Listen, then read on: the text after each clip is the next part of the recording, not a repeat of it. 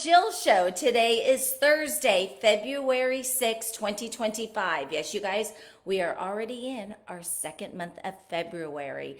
Thank you so much for joining today. And I pretty much took the month of January off. Why? Because we are actually so excited because this year is going to be the 5-year anniversary of the Get Real with Jill show. So we have lots of upcoming surprises. And what do? I usually kind of change things up. So last year we created a podcast. We are now on YouTube. So please make sure you subscribe to both Spotify and YouTube. And we are actually going to be doing, I'm cracking up. It's okay. This is why when it's live, it's fun. You guys probably have no idea what just happened, right? So anyway, but getting back to that is we are really going to make this show something. And my goal, and I'm asking you for help too, is we want to bring this really to the community and to add value and really make this a true podcast. So the studio you kind of see and have been, it's going to change it up a little bit. And I'll be taking some pictures as we go along, but most important are going to be the guests because you will be introduced to guests that you had no idea that actually not only live in our community, but make a huge difference in our community. So more to come there. And as we go through this process, we are going to be giving away lots of fun Get Real with Jill prizes and some goodie bags. So please, you guys, thank you so much for supporting me as you have been the last 5 years. If you have any comments or questions about what's coming up, let me know.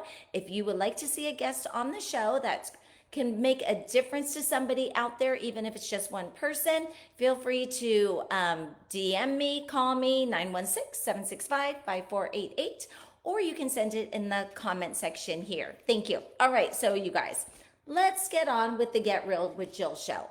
So today we are going to be talking about the real estate market. Why not start off the year in February talking about it? And I want you to think about kind of what age group you are in, what type of roof do you have over your head, and why do I say that? A, because every generation is different with what their needs are and how their family planning is going, how their business is going. B, also about how they're thinking of the future and where they want to go. So the reason why I'm bringing up every single generation, because if you have a roof over your head, whether you're paying rent, whether you're buying or maybe moving to assisted living, wherever you are, each generation makes a difference, not just in the housing market, but in the entire economy. So I want to bring you back to something because a lot of people will say, I don't understand, why do they call Generation X or Generation Z or the millennials or the baby boomers? So baby boomers, that was just like the big name for years and years and years. But why are there generations and separation of the generations? And I'm going to give you an example of something to think about as to why this is going on and how this can affect you in the housing market. So think when you were younger, if you're my age, think about if you were younger and somebody got a tattoo, all right? Were there many tattoo shops around? Absolutely not. It would have been very difficult finding a tattoo place because people our age, usually they were the husbands that were in the military getting tattoos. Now you see tattoos everywhere. Why? Because the millennial generation and then the next generation after that is Gen Z, they're all about tattoos. So of course you see that also. What did that do to the tattoo business? That brought up that business. So then what about nails? Okay, this was a big deal. If you went to the prom and you got your nails done and even hired a limo, my age, that was a big deal. Now you see nail places everywhere because even little girls are getting their nails and toes done. And I'm talking 6, 7 years old. Then we even have the cell phone generation, but we'll talk a little bit about that later. But the whole point of me even saying this to you is to get you in and understand why each generation is different and how that affects the housing market. So let's take the baby boomers. So baby boomers are holding on to inventory longer, all right? And their age is 60 to 78. So they will be they'll all be around 65 in 2030 in 5 more years. So the baby boomers, all of a sudden, they're all going to be retiring. That changes the market. It does. So they are now going to be on a fixed income. They may be right now just kind of doing their empty nesting, but they're thinking about where is their next move going to be, if they didn't move at 55 when they really became empty nesters. So they may be just like, you know what, I'm going to stay put where I am because I'm in an active and adult community. So the baby boomers have they hold on to the home, so limited supply for people our age. Then we have the Gen X. They are move up buyers, and they can be investors, and they are ages 43 to 59. I'm a Gen X, just FYI. So people of this age, more my age, are more like empty nesters. So the 43-year-olds, that's the end of the Gen X, they have maybe bigger families, they need more room, they have home offices. So they're looking at the housing market a little bit differently. So they are the mid-tier homes. And there's so many families like that right now that is in demand. So when it's in demand, there is a short supply. So what does that mean to the housing market when there's a short supply? So then, and I think you guys you'll know that answer. So then let's talk about, and we're going to go a little bit more deeper into it, the millennials, all right? All right, this is big. The millennials are ages 27 to 42. Think about that. So you might be in that age, or you might have kids or adult kids in that age. Do you know that they are the largest home buyer group of that age?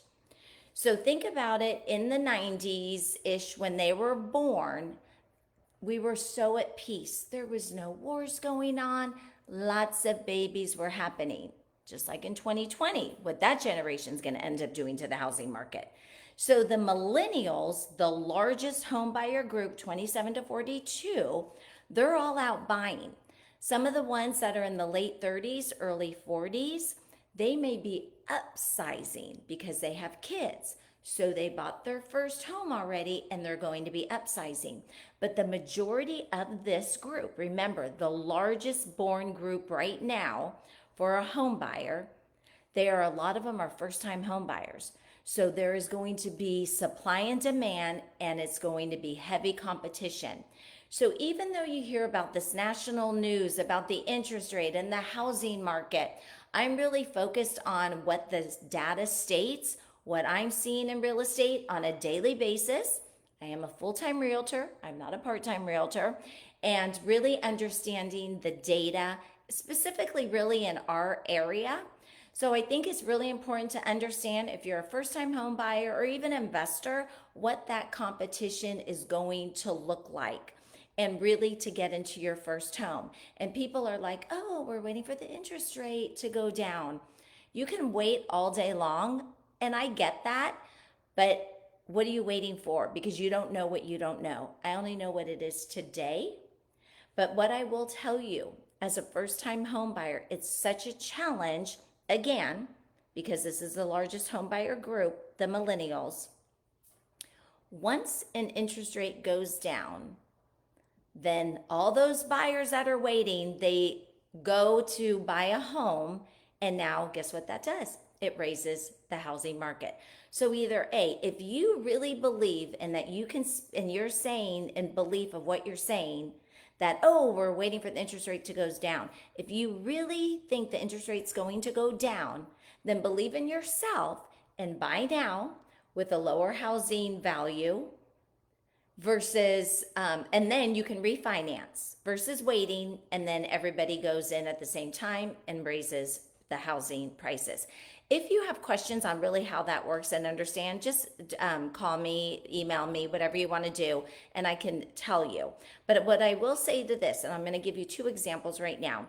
One closing I had back in October, there were over 20 offers for the new first time home buyer. I just got into contract yesterday, 2 days ago. And my first time home buyer, there was 11 offers. So that one ended up going like over 40,000 over asking, and the one like September, October, something, I think even more than that. So these are people who are smart and not waiting, because the interest rate is what it is. We're not in the twos and the threes and the fours anymore. So this is really kind of a fact of life. So please do yourself something very important: invest in your financial future. One of the biggest investments somebody is going to make is to buy their home.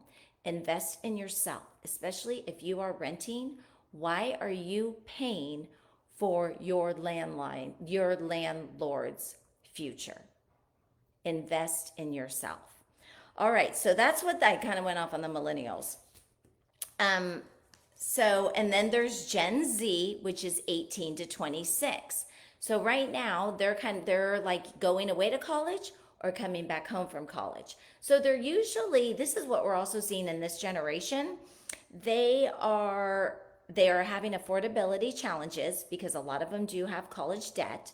And then also they're mostly moving back home. A lot of them are. So if you guys are out there, be smart. It's okay to move back home as long as your parents are cool. Move back home, save some money. If your parents open the door to that, do that, because you will be the next in line to buy a home. And remember, these millennials right now, they're the ones that are raising the home prices. So you want to make sure that you, as a Gen Z, are preparing yourself. Prepare yourself for that American dream. All right. So the other thing that I want to get into, and if you guys have any questions, please let me know, is there's a difference in every generation and what they're looking for. And I'll kind of go in a summary of this, and I'm going to work backwards, because I'm really hoping there's different age groups that are listening here. And if not, please share this. You may have elderly parents. You may be in my generation. You may have a child that's still renting and you're like, we need to put a plan together to invest in yourself, in your future.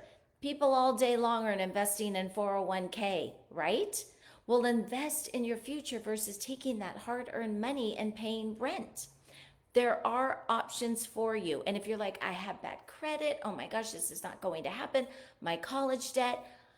My business partner, Rusty Mendoza with Partners Mortgage, him and I work together to help people get through this. And that client I told you about that beat 20 other offers, they took 1 year to get where they are and feel so good about it. And now they're not paying rent, but they're really investing in their future. All right, so let's talk about one generation that we haven't talked about, because the baby boomers are living through this, and also the Gen X. All right, so baby boomers and Gen X, listen up, because I really want to hear from you.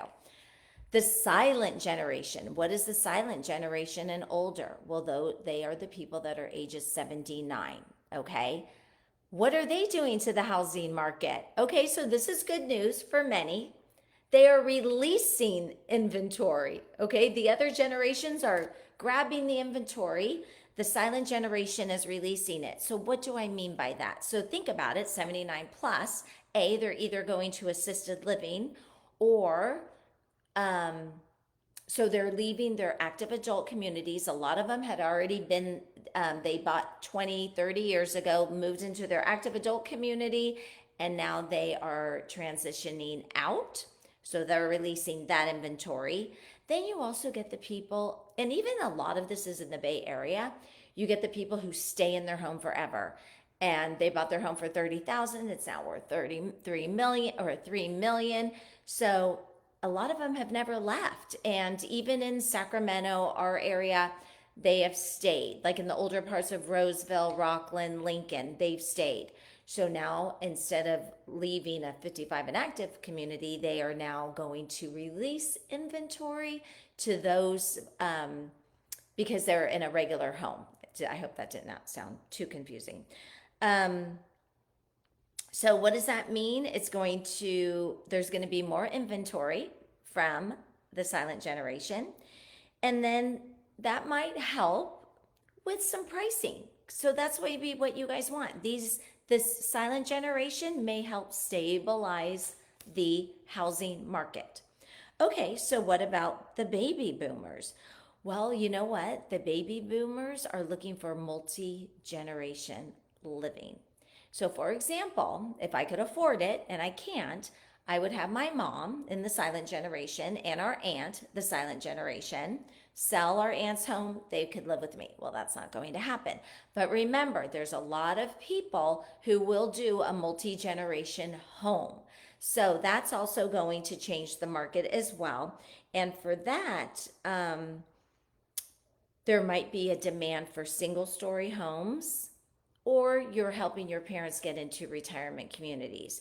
So there's a lot of like JMC Homes, there's a lot of builders who actually have built homes with for multi-generation, whether it's a single story or a two-story, where they actually have an attached apartment like home on the property. And those are here in Rockland. They're all here in Roseville as well. So that's baby boomers. Now, how is Generation X going to affect the market? Kind of what we talked about. There's going to be a higher demand for move-up homes, and they may keep prices competitive, and many are holding on to their properties for rentals. So listen up, millennials, listen up, Gen X or Gen Z. The home that you are in today or the home that you are looking to buy, if you can keep a hold of it and buy your next home, great to have that as a rental income. Let somebody else pay the rent to pay the mortgage and gain equity. That would be a great thing. So they may be holding properties for rentals. I give kudos for those people. I think the more doors that you have in your portfolio, the better off, because California real estate, even with everything that goes on in California, it's still holding very strong financially for the housing market. All right, so millennials. Here's the type of millennial. So this is important for you guys to know about the generations. Millennials, a lot of their jobs are working from home, so they need that home office. They need fast internet, and I have a client that I'm taking out tonight to look at a home, and every time he sees a home, he makes sure there's fiber. And if there is not fiber, we don't go and look at the home. And I know even in Rockland, there's different places right now that they're putting in fiber, and I believe Whitney Oaks is one of them. So I did not realize that until I met my client, who is in the millennial age, and he has to have fiber, and he works from home. So he is the example of this. And then energy efficient. So that this generation and the generations to come are very energy efficient, and they don't like waste, and they are very green. So it's important, if you are going to sell your home and this is the generation of the market, this is your target market, make sure that you're doing everything you can to attract that generation, and maybe have solar, maybe have electric vehicle outlet. So those are things that if you sell, you want to attract that buyer. That's what's important for the millennial generation. All right. So then Gen Z, they're still living with their parents, and so that's okay, but their parents need a home office. So they are going to be the next part. They're going to really inundate the next home buyer generation. So I think long story short, no matter what age group you are in, if you are going to buy, understand there might be limited inventory. If you are going to sell, what generation is most likely going to buy your home, so that you want to make sure that your home meets the needs of that next buyer, because you want to get as much equity out of your home as possible. All right, so just to summarize, whether it's a baby boomer that's holding on to their homes, Gen X balancing career and home ownership, or millennials navigating the affordability and being energy efficient, or Gen Z that's entering into the market, every single one, like I said, plays a very critical role. And just be thankful, you guys. You have a roof over your head. You're in California. You're doing good. And I just want to encourage you to get ready, save. And if you already have a first time home, please do what you can to keep it as an investment and then go buy your second home. All right, so if you're thinking of making a move, if you have any questions, I know this was a lot of information. Please, I'm here to help you, even if it's just a resource. And if you're getting ready to sell and you're like, I need to know what I have to do. I bought my home 30 years ago. I think it looks good. I've heard that a lot. And it probably does look good, but we really don't know until a home inspection is done. So I'd be more than happy to walk with you through your home, make suggestions, even if it's a year out from now. That happens a lot. A lot of people call me, and I do that so they can prepare for what they want to do with their next move. Okay, you guys. Thank you so much for joining. This is actually my first episode of 2025, and I appreciate the patience. And please stay tuned because we have so much coming up. I'm really investing in making this a valuable podcast for people, and I would appreciate your feedback because I want to do this for you. All right, you guys. So as we wrap up, I just want to let you know, please be kind. Right now out there, it's very rainy. Drivers are crazy. It's very interesting. Everybody's on their phone. People are running into lanes. Just focus on the road, because the last thing you would ever want to do is hurt somebody else. You think, oh, it won't happen to me. I'll be okay. But you also could end up hurting somebody else. And the other thing too that I want to say is be kind. Everybody just wants to be loved and to love. So no, you have no idea when you are walking up to that Starbucks counter, when you are behind a car waiting for a parking spot at Costco, or walking through Costco, or trying to get gas at Costco, and people are just like, just be kind to people, because you don't know what they're going through. You don't know that call that they may have got the night before. You don't know if there's a divorce. You don't know if there's a death. You don't know if somebody just lost their job. And your smile can make a difference in their life. And I promise you, your smile, their smile back at you, will make a difference in your life. All right, you guys, happy 2025. Woohoo! We made it, and I will see you next week. Thank you for joining. I so appreciate it.